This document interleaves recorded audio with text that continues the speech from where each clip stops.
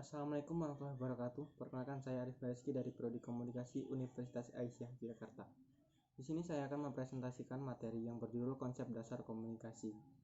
Sebelumnya, saya akan menjelaskan apa itu komunikasi. Komunikasi merupakan suatu aktivitas atau peristiwa transmisi sosial yang merupakan proses penyampaian informasi antara individu dengan individu atau individu dengan kelompok. Komunikasi berasal dari kata Latin yaitu communicare yang berarti memberi. Communicare bersumber dari kata komunis yang berarti sama makna mengenai suatu hal. Untuk berlangsungnya komunikasi, diperlukan ada penggunaan sistem simbol yang sama-sama dimengerti oleh pelaku komunikasi, sehingga ada kesamaan makna. Pengertian komunikasi banyak dikemukakan oleh para ahli, salah satunya oleh Haibels dan Hever. Ia mengukuhkan bahwa komunikasi adalah penyampaian dan penerimaan pesan atau informasi di antara dua orang atau lebih dengan menggunakan simbol verbal atau non-verbal. Proses komunikasi sudah dimulai sejak manusia itu dilahirkan sampai manusia tersebut meninggal dunia. Di dalam komunikasi ada dua proses komunikasi, yaitu secara primer dan sekunder, dikemukakan oleh Effendi U. Honong tahun 1948. Proses komunikasi secara primer merupakan proses penyampaian pikiran atau perasaan seseorang kepada orang lain dengan menggunakan lambang atau simbol sebagai media. Contohnya gestur, seperti gerakan tangan, gapaian, kedipan mata, atau anggota tubuh yang lainnya. Sedangkan proses komunikasi secara sekunder merupakan proses penyampaian pesan oleh seseorang kepada orang lain melalui media atau alat. Proses komunikasi sekunder ini sering disebut proses telekomunikasi atau komunikasi jarak jauh.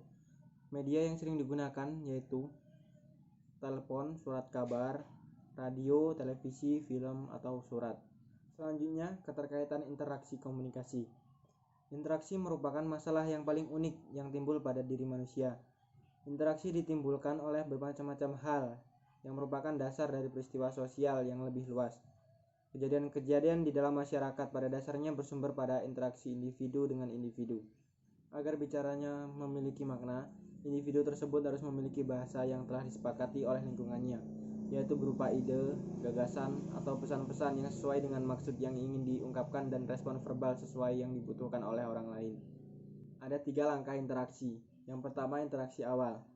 Interaksi awal digambarkan terjadi antara ibu dan bayi. Interaksi yang terjadi melalui sinyal-sinyal komunikatif atau prelingual seperti senyuman, ekspresi wajah, kedipan mata, menangis, dan gerak tubuh. Yang kedua, interaksi sosial. Digambarkan pemberian kesempatan anak untuk berkembangnya kemampuan berkomunikasi tidak hanya dari lingkungan keluarga, akan tetapi dengan pergaulan yang lebih luas. Seperti di sekolah, anak mendapatkan pembelajaran yang lebih terarah dan sistematis. Selanjutnya, perwujudan dari komunikasi.